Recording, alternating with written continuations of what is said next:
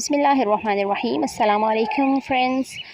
Today we are going to read and translate a unit from Oxford Level 3 book, and the name of this book is Mr. Elephant Goes Mad and Other Stories. Let's start today's lecture. Mr. Elephant Goes Mad. Mr. हाथी पागल हो गए. Once upon a time, एक दफ़ा का जिक्र है. Two sparrows, दो चिड़ियाँ, flew down from the high hills to the plains. पहाड़ों से उड़कर मैदानों की तरफ आई. plains बोलते हैं मैदानों को, या फिर ये वर्ड मैदानी इलाके के लिए भी इस्तेमाल किया जाता है. The sparrows were searching for a comfortable place to live. और वो चिड़ियाँ क्या कर रही थी? वो एक पुरसकून जगह ढूंढ रही थी जहाँ पे वो रिहाइश इख्तियार कर सकें या रह सकें. At last, आखिरकार they found a cluster of trees. उन्हें दरख्तों का एक झुंड मिल गया. Very close to some green paddy fields, जो कि सरसब्ज धान के खेत के बिल्कुल करीब था. धान बोलते हैं चावल के पौधे को, चावल की फसल के करीब था वो. There was plenty of water to drink. वहाँ पे पीने के लिए बहुत सा पानी था. In the field, खेत में. There were plenty of paddy grains. और वहाँ पर बहुत ज़्यादा अनाज भी था चावल की शक्ल में. To feast on, जिसे वो खा सकें. Mrs. Sparrow and her husband would be very happy here. अब बेगम चिड़िया और उनके हस्बैंड यानी उसका जो शौहर था, चिड़ा था, वो वहाँ पर बहुत ज़्यादा खुश होते. Mrs sparrow flu up into an old people tree.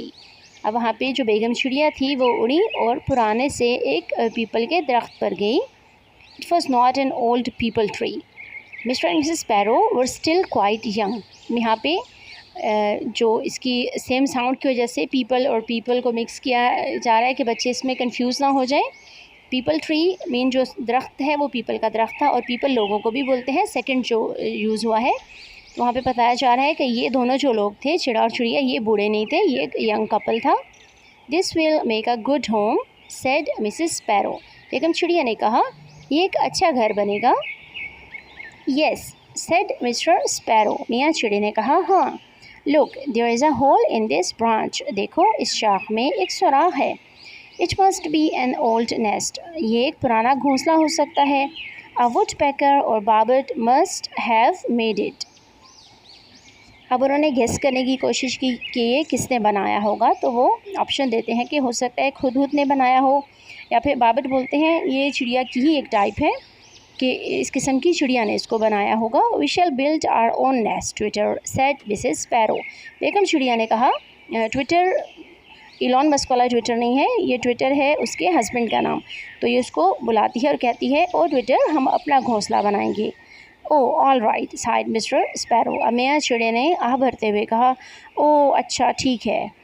It was now spring and the days were crisp and clear. अब ये बाहर का मौसम था और दिन बहुत चमकदार थे, यानी इस दिन में बादल भी नहीं थे और बारिश वगैरह भी नहीं थी. बिल्कुल साफ़ सुथरे दिन थे और चमकीले दिन थे रोशनी की वजह से, ऐसा कहा गया. Mrs sparrow go down to work right away.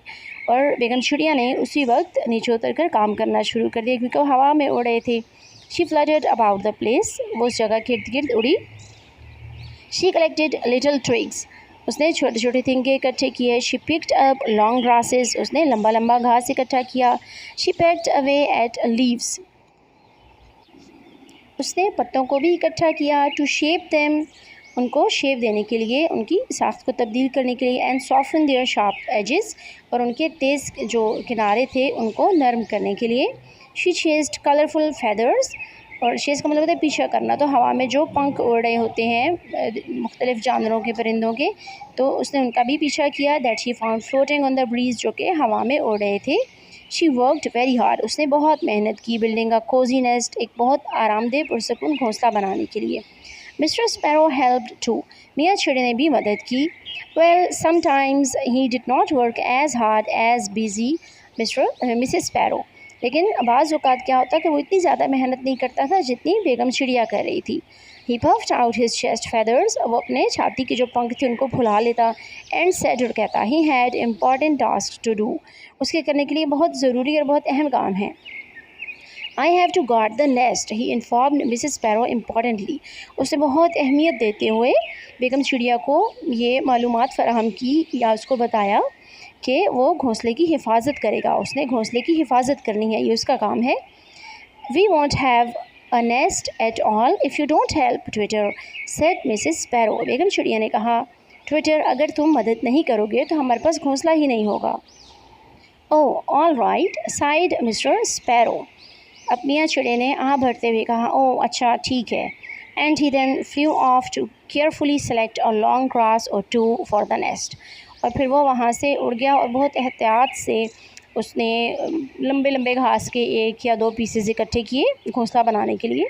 Mister and Mrs sparrows nest was ready at last. अब मियाँ चिड़िया और बेगम चिड़िया का जो घोंसला था वो आखिरकार तैयार हो गया. It had been built in a hole on a long low branch. अब ये बहुत लंबी सी नीची शाख थी जिस पर उन्होंने घोंसला बनाया और वो उन्होंने उस सुराख में बनाया.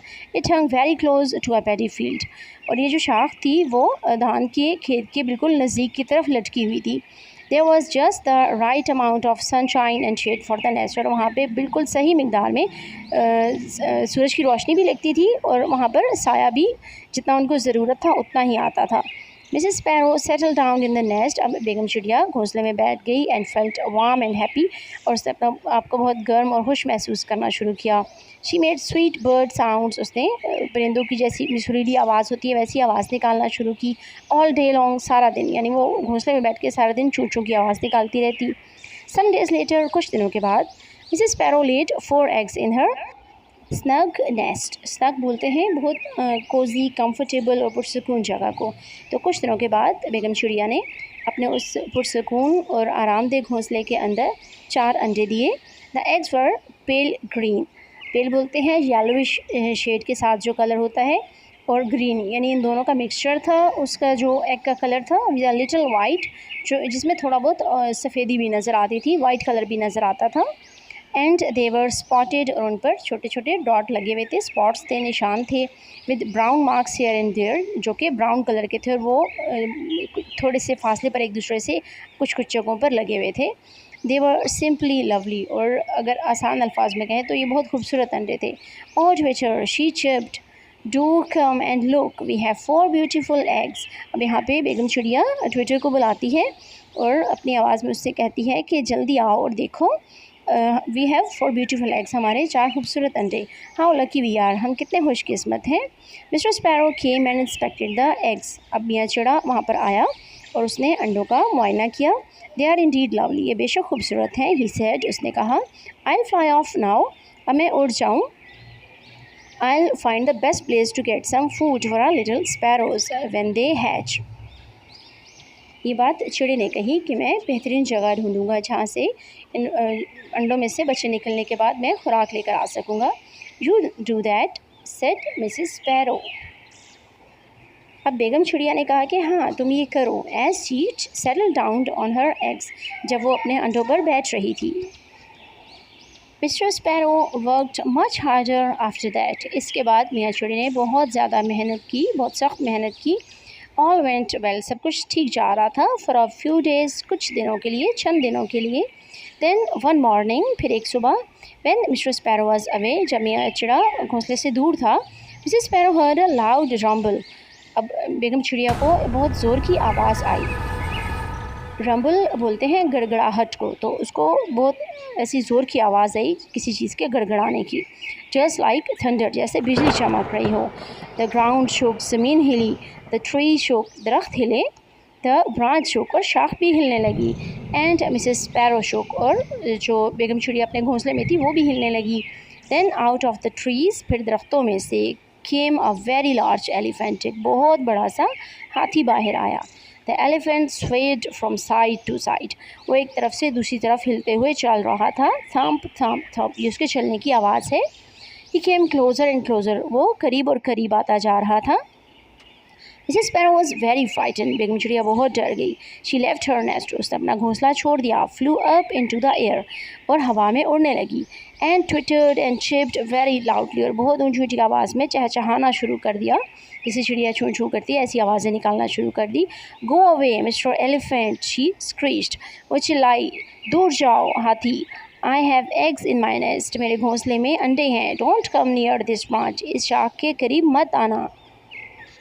But the elephant just did not listen, लेकिन हाथी ने बिल्कुल भी नहीं सुना। He just kept coming. वो आता रहा until his great long trunk was touching the branch. यहाँ तक कि उसकी लंबी सूंड उस शाख को टच करने लगी, छूना शुरू हो गई। Then with a great big swing of his trunk, फिर उसने अपनी सूंड को बहुत ज़ोर से घुमाया। He caught hold of the branch, और उसने शाख को पकड़ लिया। He pulled and pulled, और उसने ज़ोर ज़ोर से खींचना शुरू किया। There was a terrible tearing sound, और यहाँ पर टूटने की एक बहुत खौफनाक आवाज़ आ रही थी, बहुत तकलीफ़ से आवाज़ आ रही थी। एंड देन, और फिर विद अ लाउड क्रैश, एक बहुत ज़ोर के धमाका नहीं कह सकते उसको हम, क्रैश किसी चीज़ के टूटने की आवाज़ को बोलते हैं। इसको हम कह सकते हैं एक हादसाती आवाज़ के साथ। डाउन केम द ब्रांच, वो शाख ज़मीन पर आ पड़ी। Mrs sparrow was most upset. अब जो बेगम चिड़िया थी वो सबसे ज़्यादा परेशान थी। She fluttered round in circles, और वो गोल गोल चक्कर लगाने लगी उड़ते हुए। Somewhere on the ground below her was her nest, और उसके आसपास ही कहीं नीचे उसका घोंसला था। And in it were her 4 little eggs, और उसमें उसके छोटे छोटे 4 अंडे थे। Twitter Twitter cried Mrs sparrow. अब बेगम चिड़िया बहुत ज़ोर ज़ोर से चिल्लाई। ट्विटर ट्विटर, वो अपने हस्बैंड का नाम ले रही थी। विद अ टीयर इन हर आई, और उसकी आंखों में आंसू थे। Where are you Twitter, Twitter तुम कहाँ हो? आई नीड यू हियर, मुझे तुम यहाँ चाहिए हो, नाउ अभी। आर नेस्ट इज़ गॉन, हमारा घोंसला जा चुका है। आर एग्स आर लॉस्ट, हमारे अंडे गुम हो चुके हैं। Our little ones will never fly over these green paddy fields, इस धान के खेत के ऊपर हमारे बच्चे नहीं उड़ सकेंगे। Oh Twitter where are you, oh Twitter तुम कहाँ हो? But Mr sparrow did not hear her cries, लेकिन मियाँ चिड़ा उसके चीखने चिल्लाने की और रोने की आवाज़ को नहीं सुन सकता था। ही वॉज फार अवे, वो बहुत दूर था। Looking for ripe grains of paddy, और वहाँ पे वो चावल के जो पक्के दाने हैं उनको ढूंढ रहा था। The elephant tour the leaves of the branch, अब हाथी ने उस शाख के ऊपर से पत्ते तोड़ना शुरू कर दिए। He drag the branch this way and that, और वो शाख को कभी यहाँ घसीटता और कभी वहाँ। Then he left it lying under the tree, और उसने उस शाख को दरख्त के नीचे लिटा दिया। And went a little way into the forest, और उसके बाद वो जंगल की तरफ चला गया। ही जस्ट स्टूड देयर, वो वहाँ खड़ा रहा। Swing from side to side, और एक तरफ से दूसरी तरफ को हिलता रहा। क्योंकि एलिफेंट बहुत हेल्दी होता है, बहुत मोटा होता है, तो जब वो चलता भी है तो वो इसी तरह से स्विंग करते हुए चलता है, झूमते हुए जिसको हम कह सकते हैं। When Mr. Sparrow did get back, जब मियाँ चिड़े वहाँ पर वापस आए, he too was most upset, वो भी बहुत उदास थे। He and Mrs. Sparrow flew down to the branch, अब वो और बेगम चिड़िया उड़ते हुए शाख के नज़दीक गए। They hopped this way and that, hop का मतलब होता है छोटी छोटी छलांगे लगाते हुए चलना, तो वो कभी यहाँ पर होप कर रहे थे, कभी वहाँ पर उछल रहे थे। And searched all over and under the leaves, और उन्होंने हर तरफ उन पत्तों के नीचे भी ढूंढा। And then they discovered their nest, आखिरकार उन्हें अपना घोंसला मिल गया।